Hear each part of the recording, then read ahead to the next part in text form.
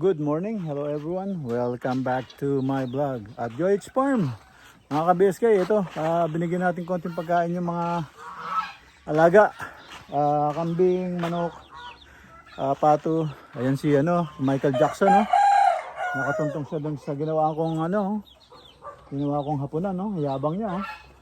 Si Michael Jackson, yan. Tapos may bago tayong sisiw. Ayan, may bagong sisiw. Yun, no? Pinuntahan sila ng pinaluan sila ng medyo malaki na. Pinaluan. Ay, kung to. Ayan, yung bago natin sisiw. Ayan, dalawa ang nakuha ko. Black and white. Ayan.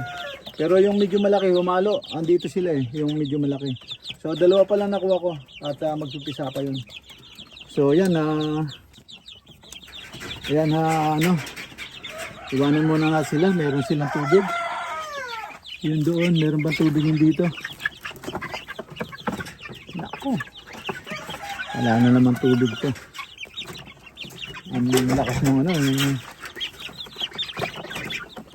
ito, lakas niyang mag tubig to, yung diding malaki. Yung diding malaki, ang lakas magtubig. So ayan, bigyan muna natin ng tubig bago ako umalis. Yan mga ka-BSK, alis tayo. Punta lang tayo sa site. Pakain ko na yung mga hayop ng tingko konti lang. Mamaya ako nabibigyan ng full blast. At diretso tayo sa site. Meron lang akong supervise doon, titingnan. No, kasi si engineer nasa Maynila. Hindi siya nakakaano. So tingnan natin kung ano yung mga dapat baguhin doon. So tingnan natin kung ayos na o ano. Tara po, samahan nyo ako at dito na tayo sa sakyan. Ayan mga ka-BSK, palabas na tayo ng gate ng Joy's Farm. Ayan, palabas na tayo ng gate ng Joy's Farm. Sumasarado isang pinto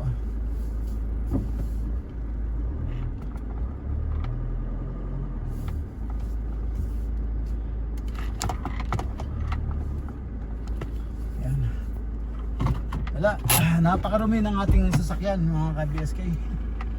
Dali, sarado ko lang ang gate. A few moments later. Mga ka-BSK, kararating lang natin dito sa site. Ito.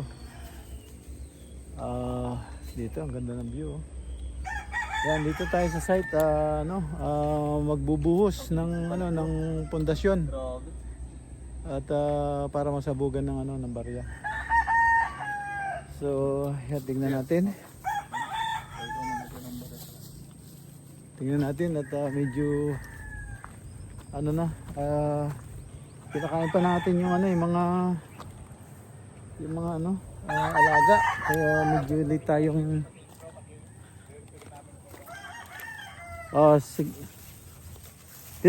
tinawagan ka ni Jojo?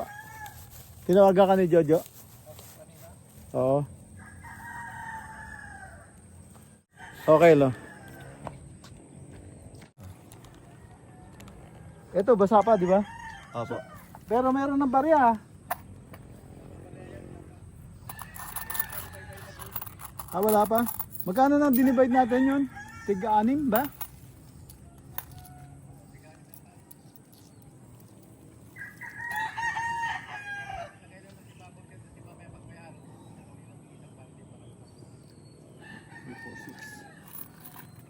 Six. Ilan ba to? Yan mga ka-BSK, ano, kabubuhos lang nitong ano, pundasyon. So hulugan natin ang barya.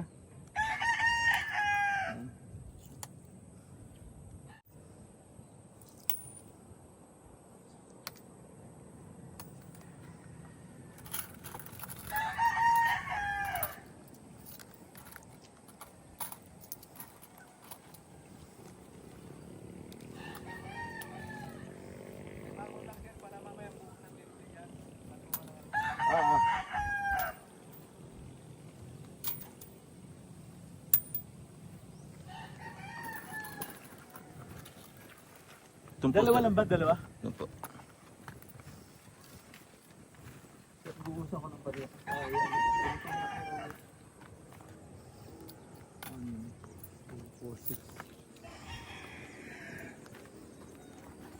Ito, basang-basa ako pa. Ayan. Sabi mo yung piso.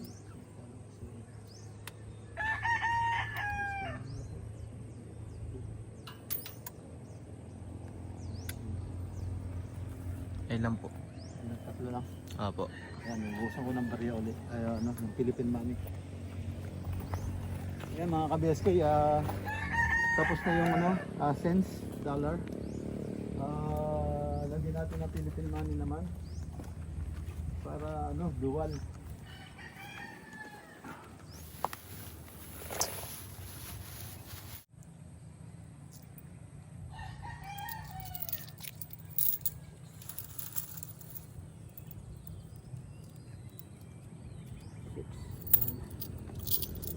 Ayan mga ka-BSK, dito naman, Philippine money, tiga 5 pesos isa. Ayan, lagyan din naman ito na 6, 4,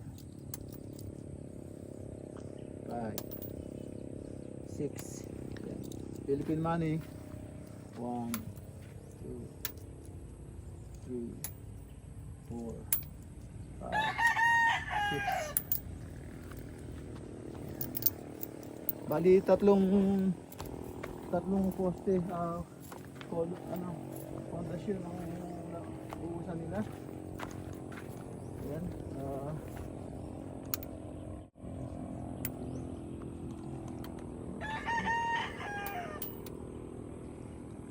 yan po, nahulugan na natin tiga 6 na tig 25 cents na dollar, at saka 6 din na tigpa $5 naman, na ay tigpa 5 pesos naman.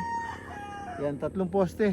At tapos yung iba sa susunod na ito, tatakpan pa nila to, bubuhusan pa, isang konting patong pa yan para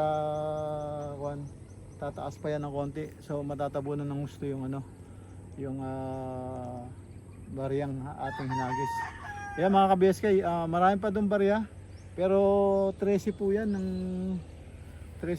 yung ano, column sa kapundasyon. So yan, marami pa doon na ano, bubuhusan. At saka yung iba siguro sila foreman na lang magbubuhos. Tiga 6 na barya, okay lang. Kung may sobra, isaka na lang ikalat na lang sa mga poste, sa mga pundasyon.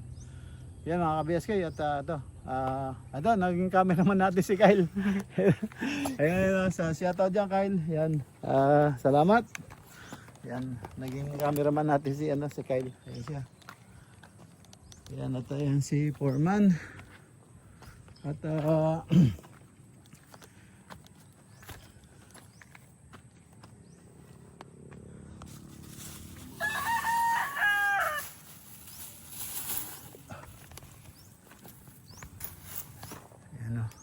itabi natin yung barya muna. Mga ka-BSK, Kukuha ko lang ng damo yung ano, mga kambing natin. Ito, maganda yung damo dito eh. Rest. Kuha muna tayo. Hindi ko nadala yung gloves ko.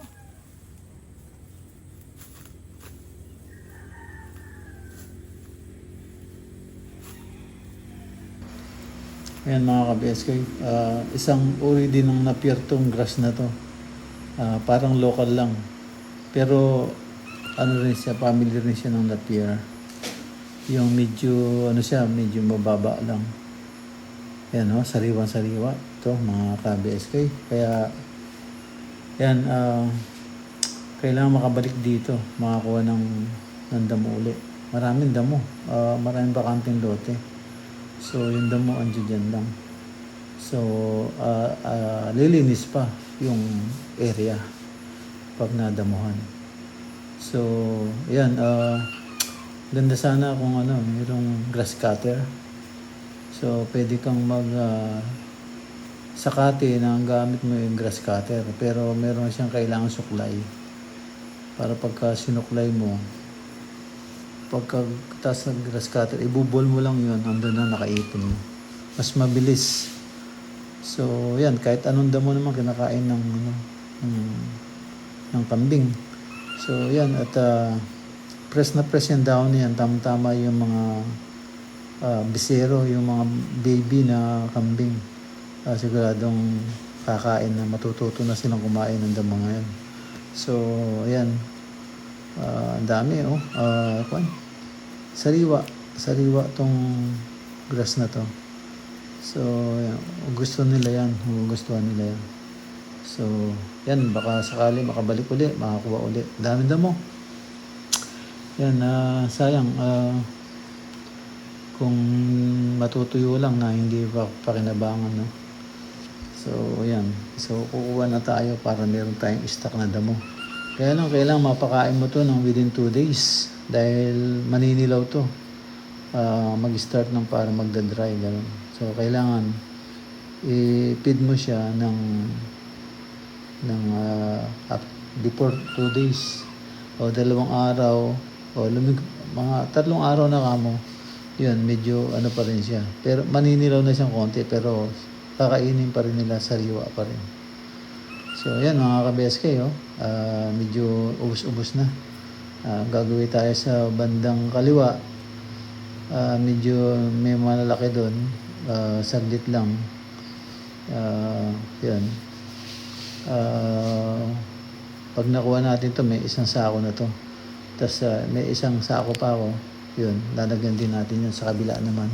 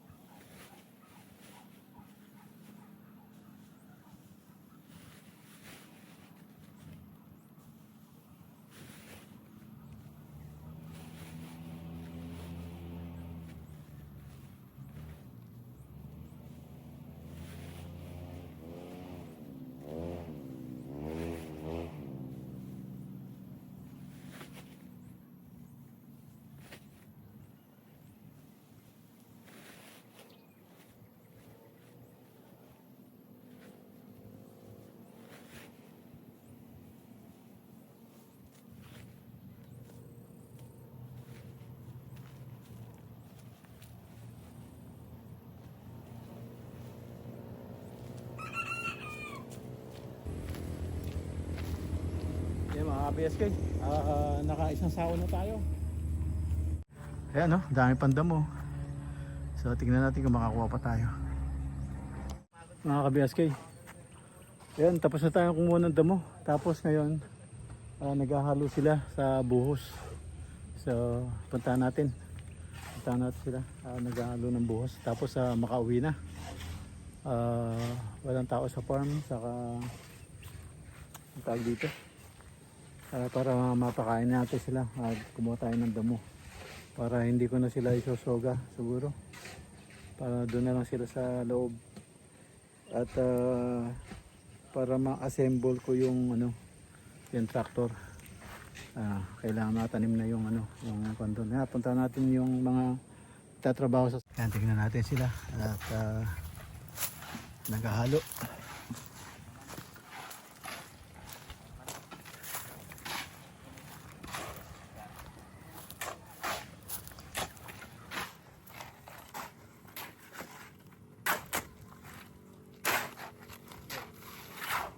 Naghahalo sila ng semento.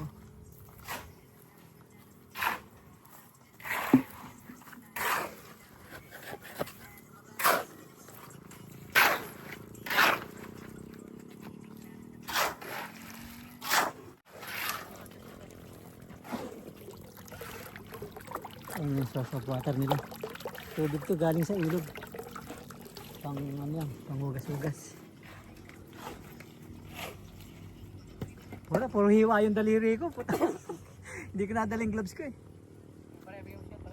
Sa dahon? Ha? Nagbubus kayo? Akala ko nagpinapatungan nyo.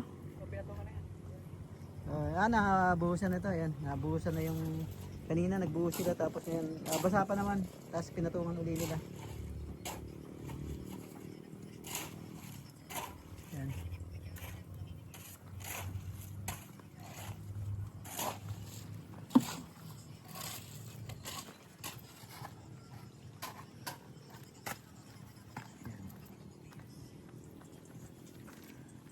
Ayan, pinatungan nila uli.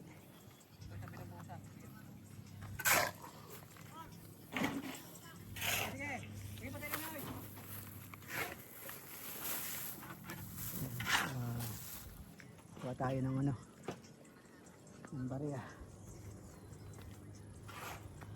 At bubuhos sila doon. Puntahan natin yung mga ka-BSK. Yung barya natin. Ayan. Andito yung 25 cents na dollar.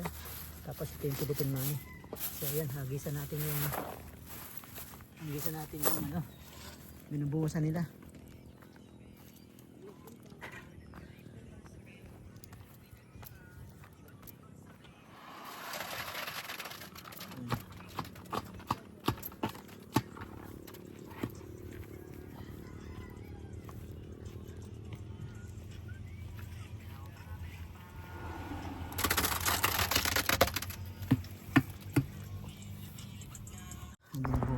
Yung mga ka-BSK, medyo fast forward ko ng konti kasi baka maka-copyright ako.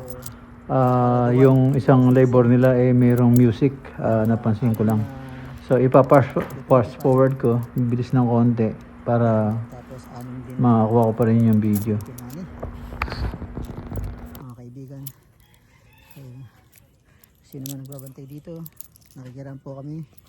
Sana maging matibay. Sige, tuloy mo. Ang ating gagawing pundasyon at tapos binubuhusan ni Kyle. Shoutout dyan, Kyle. Yan, shoutout Kyle. Yan. So 25 cents na dollar at saka 5 pesos na Philippine money. Yan, sana maging matibay po. Ayan, magaling ko sana kung paggawa ng bahay na ito. Gusto nakatira dito na mga kaibigan at sana tulungan o pagbigyan niyo po kami kung anong katitibay po nitong ating mga ginagawa,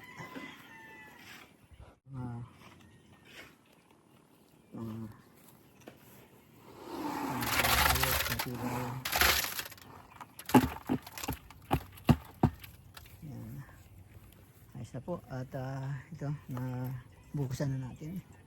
So nasabugan na natin ng barya. Ayos na. Yan.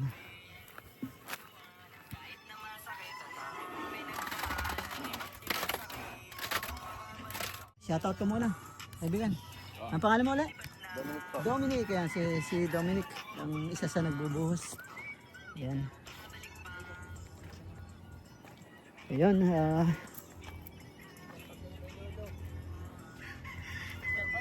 sakay. Inabi na namin ang ano namin. Inabi na yung bote.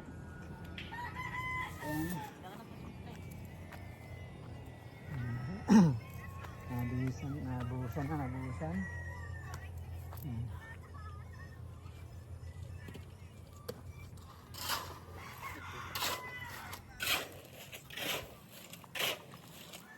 A few moments later. Yan, nandito na tayo sa Castillos. Yan, McDonald. Sa kanto ng yan ang McDonald. Saka Seymour.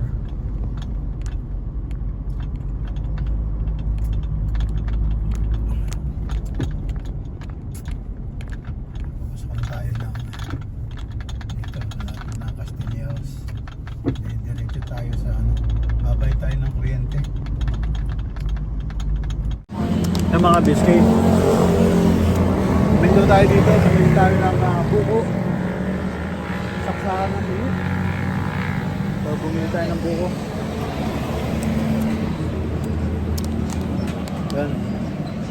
At bumili tayo ng shake. Sa shake Ayan si ate bago na yung tindera. Wala na yung isa, no? Uwi? Pupunta na sa kanila. May negosyo rin kasi dito. Yung kamag-anak. Saan ba po? Saan ba po yung kanila? Nga lang, hindi ko na matandaan. Saan po? Bicol? 50 ko ya, 50 na lang. 50 no? Mali. Baka meron mga isa. Yun, meron. Wala yata. Eh? Ba? Oo. 50. Tama ba? Hindi ko yan.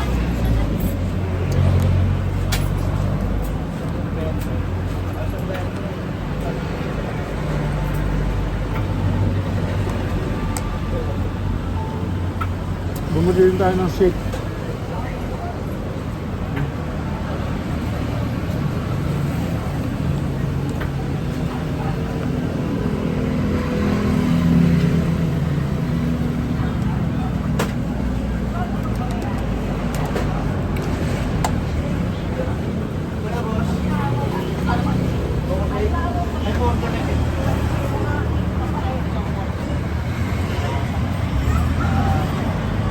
Ano tayo? Ano tayo sa kamay ko? Bakit tayo ng kuryente? A few moments later. Yan mga ka-BSK, andito na tayo sa bahay, sa farm. Ayan, dito tayo sa farm na.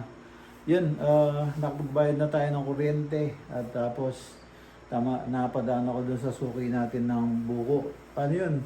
Ang sabaw nila talagang walang halong tubig, puro sabaw ng buko. Yan So, tapos may laman pa. So, yun. Yun, nakabayad ng kuryente. Tapos, yun nga, galing tayo sa site. At nagbuhos na ng doon, ng pundasyon. So, sinabugan natin ng barya. 25 cents na sa dollar. So, ang naipon ko is 80 pieces yata yun. So, yun, dinivide ko sa ang pundasyon na doon is 13. Bali, 14 yun pero sa garage yung isa maliit lang. So, hindi totally hanggang second floor. So, kaya 13 ang talagang hanggang second floor. So, 13 yun, dinivide natin. Saka nilagyan din natin ng Philippine money para dual citizen. Ika nga, US saka yung Pilipinas. So yun, parehong merong coins. Yun, tapos merong kinorek ko ng konti. So, yun, babaguhin nila kasi hindi yung tag dito, yung paghukay hindi tumapat. So, sabi ko wag buhusan. So yun, kinorek nila yun. Iko-correct nila yon bago ko titingnan para mabuhusan o kung approve ko na. So yun, yun lang at finally nakapagbuhos na sila kasi nag-uulan nga tuwing hapon. So yun, kailangan na magbuhos bago maghuhukay na sila ng para sa tie beam. So pero marami pang bubuhusan. So yan, babalik tayo doon ng mga si engineer kasi nasa Manila, so sinusupervise natin yung site, no, kung sakaling hindi tama, ayan, kailangan nating so itatama natin. So yan, nagtutulungan lang kami ni engineer. So yun, siyempre yung mga tao medyo nangangailangan din ng kalinga ko minsan, so kaya gano'n. So tayo naman medyo nakakaintindi naman tayo tungkol about din sa pag-build na yan. So yun, mga ka-BSK, nakatapos na naman po tayo ng maghapon. At yun, sa susunod uli, kung magbubuhos uli, baka ang problema lang ito, busy tayo sa farm ngayon. Meron tayong tatanim na kamote. Tapos yun, solo plate nga tayo. So, yan mga ka-BSK. End up na po ako dito. Yan, maraming salamat po. At kita-kita tayo sa sunod na upload. Yan mga ka-BSK. At ingat po kayo dyan. At thank you for watching. Ingat po dyan. God bless. Bye-bye.